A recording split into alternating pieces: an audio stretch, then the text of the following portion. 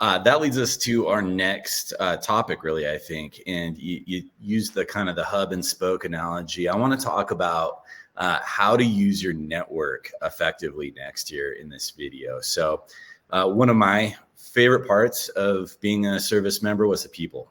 Absolutely. People and travel were two of the big things that I really enjoyed. But above all, it was the people. I met people from all walks of life, all places in the world across the United States, every different background you can think of.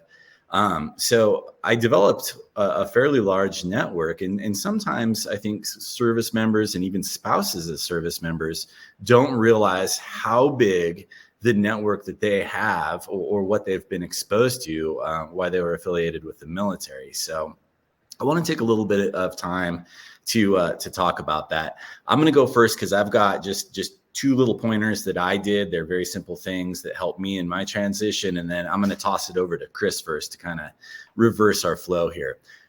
First thing that I did when I prepared to transition was I reached out to colleagues, former commanding officers, former subordinates, really anybody that I knew while I was in the military, and just sent them a quick note and say, hey, I'm love to connect with you again. It's been a while. In 6 months to a year, I'm transitioning out of the military. It's great news for my family. Good things have happened. But just wanted to give you a heads up and reconnect with you. So that's tip number one. Reach out to former colleagues, other people that you've worked with. It could be civilian employees inside the Department of Defense. If you're a military spouse, it could be people that you worked with in one of your jobs along the way, whatever it may be. Reach out and let people know that you're about ready to transition into the civilian world. The second thing I'd say, and it's easy to do, is just update your online profiles. LinkedIn comes to mind. We're not going to do a deep dive into the pros and cons and nuances of social media right now. But if you can carve out 30 minutes over the weekend, or 30 minutes one evening, and just get your LinkedIn and some basic social media profiles up to date. That's going to take some stress off your shoulders when you get ready to make the leap. So with that, I'm going to kick it over to Jace or Chris and get your thoughts on how to use your network as you transition. Yeah, I mean, we've talked a little bit about this in some previous episodes, and it's going to be something that will be woven into pretty much every episode because it is so important. 3 quick tips. Number 1, don't be afraid. Now, don't be afraid to make the ask. Don't be afraid to ask the question. Everybody has been in your shoes at some point or the other. But with that, just be crisp. Be respectful of their time.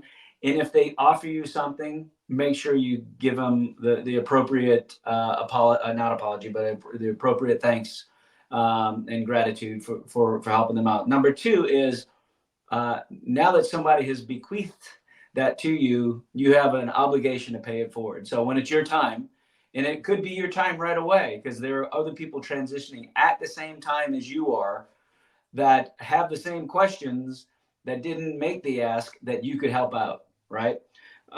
And so don't be afraid, pay it forward, and guess what the third one is? Be prepared. Luck favors the prepared. That's my theme for this session. Jason. That's awesome. So, of course, you're going to leverage your existing sphere of influence, your networking opportunities, and so forth. However, you also need to look at ways to expand specifically your networking availability, I'll say, specifically for job searches, right? For what you're looking for. Now, you can do that 2 ways. One is utilizing networking events, utilizing virtual resources like LinkedIn, reaching out to people that have commonalities, ideally, right? You want to reach out to somebody, maybe you both served in the Army, or you both served in the Marine Corps, right? You're finding people you can connect with commonality, and bounce off some questions back and forth, right? So it's kind of soft. It's not going to, you got to work it for a little bit, start creating that relationship. But there's also other resources that act the same as a good networking partner. And that is Work for Warriors. Work for Warriors is an organization that's in multiple states, and I'll give you the states here. But if you're looking for employment within any one of these states, utilizing the Work for Warriors teams inside each one of these states act as a networking person for you, bridging the gap between you and the organizations that they represent.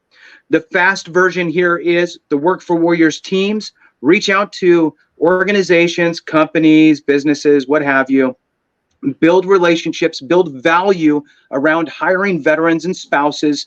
And that way, when you look to apply to that job, they make the connection and basically a nice referral of you and your abilities with that organization. So it goes a long way. They are effectively the person you know on the inside, kind of like networking with somebody really good at a company you want to get in with. So the states that Work for Warriors is at, because this is important, if you're looking for work in any one of these states, I highly suggest connecting with the Work for Warriors team. So Washington State, Oregon, California, Nevada, Arizona, Texas, Louisiana, Mississippi, Georgia, South Carolina, North Carolina, Indiana, Ohio, and Hawaii. There's more to come, but that's a big, big population of folks within those states. And I would be, if I had to give one recommendation in any one of those states, is connect with those people, because they will be a great networking advocate for you. Back to you, Randy. Yeah, I wanna double tap that there, Jason. I've worked with Work for Warriors, had engagements with them in the past, specifically in California, and I have found them to be a top-notch, wonderful organization. So don't hesitate to reach out to them. Check out their website, pick up the phone, shoot them an email. There is a wonderful team of professionals that are there to help. So I think that's an excellent point. I think I'm The going to last thing that we have to talk about. I think I'm going to adjust my talking points here. Yeah. On the fly. So I'm going to stick with don't be afraid. You guys just kind of mentioned don't be afraid. Don't be put yourself out there. Make the ask. Do it crisply and respectfully. Don't give up. I know, Randy, that's kind of something that you keep saying, because sometimes it can be a little daunting, or sometimes people don't get back to you or whatever. And then pay it forward. I think those three. So don't be afraid. Don't give up. Pay it forward in your whole transition and search process. Let me tell you a quick story, and I'll make it quick. I promise.